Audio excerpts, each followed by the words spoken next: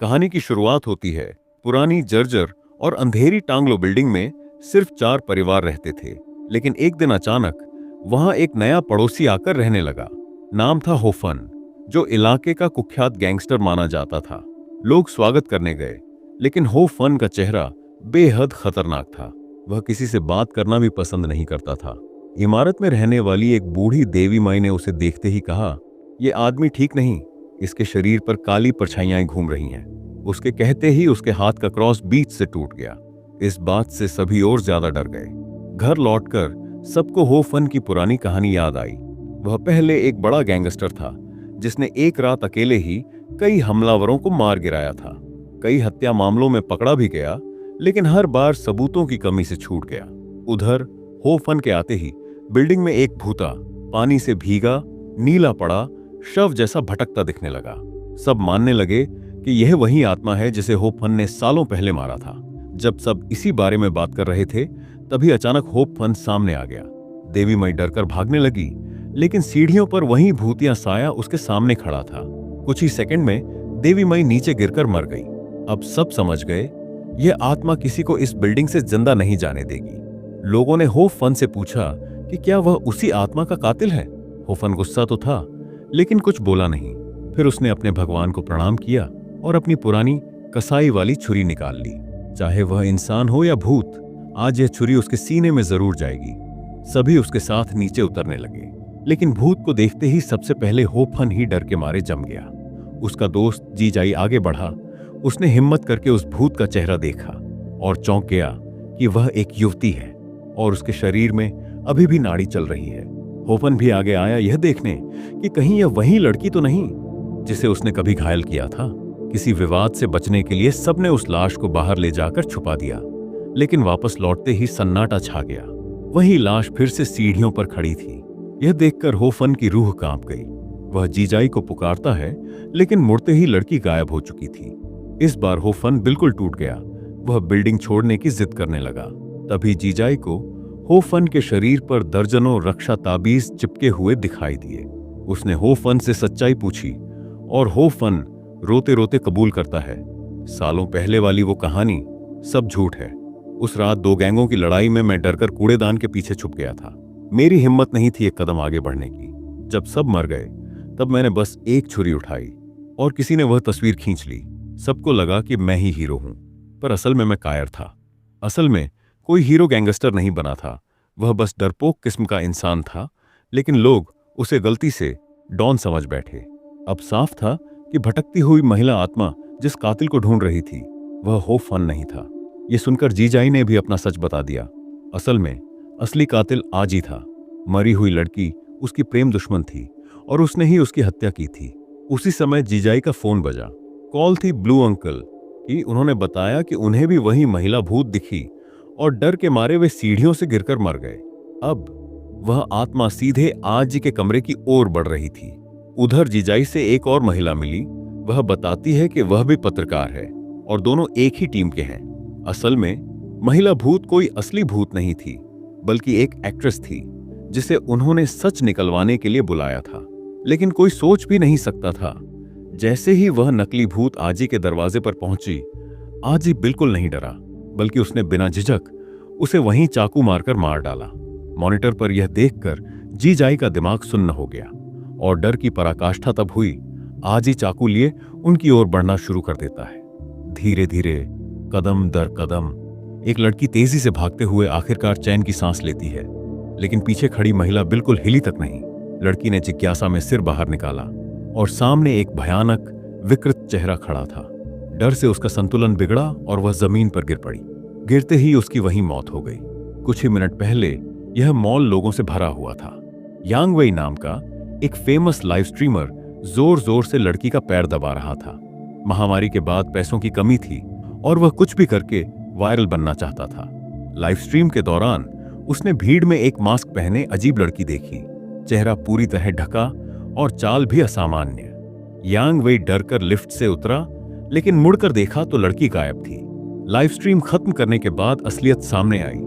पूरा मॉल, सारी भीड़, सब फर्जी थी। ये सब किराए के कलाकार थे जिन्हें मॉल वालों ने पैसे देकर बुलाया था ताकि मॉल भीड़ भाड़ वाला लगे। सभी कलाकार पैसे लेकर चले गए। एक पल में शोरगुल वाला मॉल सुनसान हो गया, लेकिन एक सफेद बालों वाली लड़की वहीं रुकी रही। वह भी एक ऑनलाइन स्ट्रीमर थी, लेकिन उसका मकसद था यांग वेई की सच्चाई पूरे इंटरनेट पर उजागर करना। उसी समय उसे फिर वही मास्क वाली लड़की दिखाई दी। वह तुरंत उसके पीछे दौड़ी। दूसरी मंजिल के वॉशरूम में प्रवेश करते ही कुछ लड़कियां चीखते हुए बाहर भागी। अंदर जाकर उसने देखा, शुरुआत वाली वही लड़की खून के तालाब में पड़ी थी। वह पुलिस को कॉल करने ही वाली थी कि लाइव दर्शकों ने कहा, पहले खुद सच्चाई खोजो। तभी दरवाजे के बाहर एक परछाई तेजी से गुजरी। वह भागकर बाहर निकली, लेकिन पूरा कॉरिडोर खाली था। वह कंप्यूटर रूम में जाकर सीसीटीवी देखने लगी, लेकिन तभी पीछे से धीमे धीमे कदमों की आवाज आई। एक सुरक्षाकर्मी की वर्दी पहने एक आदमी पूरे शरीर पर खून लगाए सीढ़ियों से नीचे उतरता है। उसके हाथ में एक बड़ी कटार थी, जिसे देखकर लड़की डर के मारे तुरंत छिप गई। असल में यह आदमी एक दुकानदार था, जिसे बूढ़े यांग ने पहले धोखा दिया था। बदला लेने के लिए वह सुरक्षाकर्मी की वर्दी पहनकर यहां आया था। उधर बूढ़ा यांग आराम से टॉयलेट में बैठा था। तभी अचानक उसे बगल की केबिन से जोर जोर की टक्कर की आवाजें सुनाई देती हैं। वह घबरा कर अपना फोन आगे बढ़ाकर फेंक देता है। लाइव स्ट्रीम के दर्शक उसे बताते हैं कि अंदर एक असली सुरक्षाकर्मी बंधा पड़ा है। इसी बीच कटार वाला आदमी भी टॉयलेट में घुस आता है और केबिन का दरवाजा खोल देता है, लेकिन अंदर उसे एक रहस्यमयी मास्क पहनने वाली लड़की दिखाई देती है। दोनों एक दूसरे को देखकर सहम जाते हैं। आदमी जैसे ही वहां से भागने लगता है, तभी वह बाहर निकल रहे बूढ़े यांग से भिड़ जाता है। दुश्मन को सामने देखकर उसका गुस्सा भड़क उठता है और वह तुरंत कटार उठाकर हमला कर देता है। दोनों के बीच जबरदस्त लड़ाई शुरू हो जाती है। दोनों की लाइव स्ट्रीम में लोग उन्हें उकसा रहे थे कि आज यहां सिर्फ एक ही आदमी जिंदा बच सकता है। लड़ाई करते करते वे लोग उसी केबिन में जा घुसते हैं जहां असली सुरक्षाकर्मी बंधा हुआ था। बूढ़ा यांग लगभग मरने ही वाला था कि अचानक उसकी नजर ऊपर की ओर जाती है। वह मौके का फायदा उठाकर कटार छीन लेता है, लेकिन कुछ दूरी पर जाकर फिर वही मास्क पहने लड़की उसके सामने आ खड़ी होती है। धीरे धीरे सच सामने आता है। यह लड़की असल में उस बड़े हादसे की अकेली बची हुई बच्ची थी। उस आग में उसके माता पिता जलकर मर गए थे और उसका चेहरा भी बुरी तरह जल गया था। तभी से वह मास्क पहनकर रहती थी। उसकी बहन एक लाइव स्ट्रीमर थी। दोनों बहनें उस हादसे का दर्द आज तक नहीं भूल पाई थीं। और उस आग का कारण कौन था? सिर्फ बूढ़ा यांग, जिसने लापरवाही में एक जलता हुआ सिगरेट का टुकड़ा फेंक दिया था, जिससे पूरा मॉल जल उठा। दोनों बहनें आज खास तौर पर बदला लेने आई थीं। छोटी बहन ने बूढ़े यांग से कैमरे के सामने माफी मांगने को कहा, लेकिन वह कुछ भी मानने को तैयार नहीं था और भाग निकला। जब वह कार स्टार्ट करके जाने लगा, तभी उसे पीछे की सीट पर लड़की बैठी हुई दिखाई देती है। लड़की पेट्रोल का डिब्बा उठाती है और खुद के ऊपर उड़ेल देती है। वह बूढ़े यांग को मजबूर करती है कि वह तुरंत कार चलाए। कुछ दूर सुनसान सड़क पर पहुंचकर लड़की अपने शरीर को आग लगा देती है। पूरी कार आग के गोले की तरह भड़क उठती है। पीछे दौड़ती आ रही उसकी बहन बेबस होकर चीखती रह जाती है। एक जोरदार धमाके के साथ लड़की और उसका दुश्मन दोनों जलकर खत्म हो जाते हैं। इसके बाद तीसरी डरावनी कहानी शुरू होती है, अंधेरा कोना। कहा जाता है कि बिल्लियों को परलोक देखने की क्षमता होती है। अगर कोई बिल्ली आपके ऊपर पेशाब करे तो उसके पीछे बिल्कुल मत जाना, वरना आपको कुछ ऐसा दिख सकता है जो इंसानों को नहीं देखना चाहिए। पर छोटी लड़की शाओया को भला किसने समझाना था? वह जिद में बिल्ली के पीछे पीछे एक तंग दरार के पास पहुंच गई।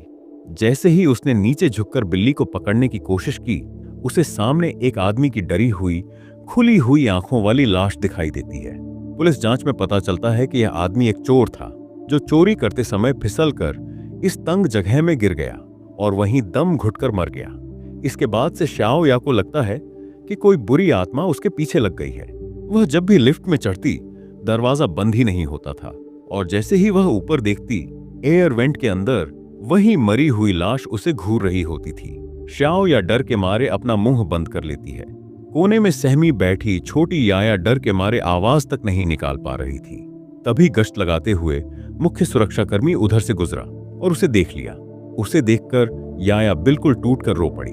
आखिरकार वह अपने चाचा के पास पहुंची और उसे अपनी सारी परेशानी बताई, लेकिन चाचा ने सारी बात को उसकी कल्पना कहकर नजरअंदाज कर दिया। उन्होंने कहा, दुनिया में कोई भूत प्रेत नहीं होते, यह सिर्फ उसका वहम है। समझाने बुझाने के बाद याया शांत हो गई। समय बीता और देखते ही देखते 10 साल गुजर गए। अब याया एक मशहूर पॉप सिंगर बन चुकी थी, लेकिन नए घर में शिफ्ट होने के कुछ ही दिन बाद उसे फिर वही अदृश्य साया महसूस होने लगा। सुबह सुबह उसे लगता कि कोई पीछे खड़ा है, लेकिन जैसे ही वह पर्दा हटाती बाहर कोई नहीं होता। घर का ऐसी भी खुद ब खुद कई बार चालू होने लगा। एक दिन वह अपनी सहेली से बातें कर रही थी कि उसे लगा मेज के नीचे कोई चीज छिपी हुई है। वह धीरे धीरे झुककर देखने लगी, लेकिन राहत की बात यह थी कि वह सिर्फ एक डरावना सपना था। हालांकि सपना इतना वास्तविक था कि वह हिल गई। याया दोबारा चाचा के पास गई, लेकिन चाचा का जवाब वही पुराना, यह सब तुम्हारा भ्रम है। घर लौटकर उसने देखा कि अलमारी का दरवाजा अपने आप खुला हुआ है। वह अंदर देखने ही वाली थी कि तभी लिविंग रूम का फोन बज उठा। कॉल उसकी सहेली की थी। याया ने उसे कुछ नहीं बताया, सोचकर कि शायद वह जरूरत से ज्यादा सोच रही है। लेकिन उसी रात उसे फिर डरावना सपना आता है। वह खुद को बचपन की उस पुरानी गली में पाती है। वहां से वह एक छोटी बिल्ली को उठाती है, लेकिन अचानक एक भूतिया परछाई उसे पकड़ लेती है। याया चीखते हुए नींद से जाग जाती है। अब उसे डर के मारे नींद ही नहीं आती। वह चाहती थी कि उसका बॉयफ्रेंड उसके साथ रहे, लेकिन उसका बॉयफ्रेंड अपने परिवार की वजह से अक्सर बाहर नहीं आ पाता था। उसकी बात सुनकर याया गुस्से में घर से निकल गई। फिर वह अकेली ही बंदरगाह पर पहुंची और हाल ही में बने एक ऑनलाइन मित्र को अपना दर्द बताने लगी। उस ऑनलाइन दोस्त का नाम भी बिल्कुल उस मशहूर स्टार जो जैसा था। याया को लगा वही उसका पसंदीदा स्टार उससे बात कर रहा है। वह बिना कुछ छिपाए सब कुछ उससे कहने लगी। बात खत्म होने पर वह दोस्त कहता है, मैं नहीं चाहता कि कोई तुम्हें चोट पहुंचाए, मैं हमेशा तुम्हारी रक्षा करूंगा।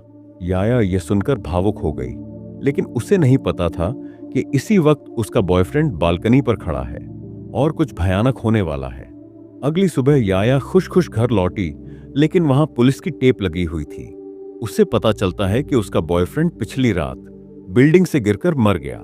पुलिस सीसीटीवी चेक करती है और उसमें साफ दिखता है कि याया रात भर घर से बाहर थी, इसीलिए उस पर शक नहीं किया जाता। जैसे ही वह पुलिस स्टेशन से बाहर निकलती है, उसे अपने पड़ोस में रहने वाला असली स्टार दिख जाता है। याया उत्साहित होकर उसकी बाहों में जा गिरती है, लेकिन वह उसे झटक देता है। वह कहता है कि वह उसे जानता ही नहीं। तभी याया समझती है कि उसने गलत व्यक्ति को अपना ऑनलाइन दोस्त समझ लिया था। उसकी सहेली उसे संभालती है और अपने घर साथ रहने का न्योता देती है। याया दुख से टूटी हुई थी और इसी दौरान उसकी सहेली अनजाने में ऐसी बात कह देती है जिससे याया को सच्चाई का शक होने लगता है। सहेली की बातों को याद करते ही याया को यकीन हो जाता है कि वही उसकी ऑनलाइन बातचीत वाली जो थी। वह तुरंत कार से उतरकर भागती हुई अपने घर की ओर निकल पड़ती है। जैसे ही वह घर पहुंचती है, उसे उसी ऑनलाइन मित्र का नया मैसेज मिलता है। उसके शब्द पढ़कर उसे वो मजदूर याद आता है जो उसके नए घर की मरम्मत के दौरान उसे अजीब नजरों से देख रहा था और जिसने उसकी चाबी भी चुपके से ले ली थी। मजदूर फिर मैसेज भेजता है, अब से मैं हमेशा तुम्हारे साथ रहूंगा, हमेशा, हर वक्त। डरी हुई याया तुरंत दरवाजा बंद करने दौड़ती है। तभी उसकी नजर मेज पर रखे ताजे नाशपातियों पर जाती है। नाशपाती याया रोज अपनी आवाज के लिए खाती थी, लेकिन उसने कई दिनों से यह फल खरीदे ही नहीं थे, तो फिर यह नाशपाती घर में आए कैसे? अब उसे एहसास होता है मजदूर शायद घर के अंदर है। वह भागकर अलमारी के अंदर छिप जाती है और पुलिस को फोन करती है। पुलिस आते ही मजदूर बालकनी की ओर भागता है। याया की आंखों में देखते हुए वह वहीं से छलांग लगा देता है। इस घटना के बाद याया का मानसिक संतुलन बिगड़ जाता है। वह फिर चाचा के पास जाती है, लेकिन चाचा उसे समझाते रहते हैं कि यह सब उतना बड़ा मुद्दा नहीं है। याया हंस पड़ती है, एक टूटी हुई निराश हंसी, और उसी वक्त चाचा के पीछे वही मजदूर खड़ा होता है, वह जिसने वादा किया था, मैं हमेशा तुम्हारे साथ रहूंगा, हमेशा, दुनिया खत्म होने तक। और कहानी यहीं खत्म होती है।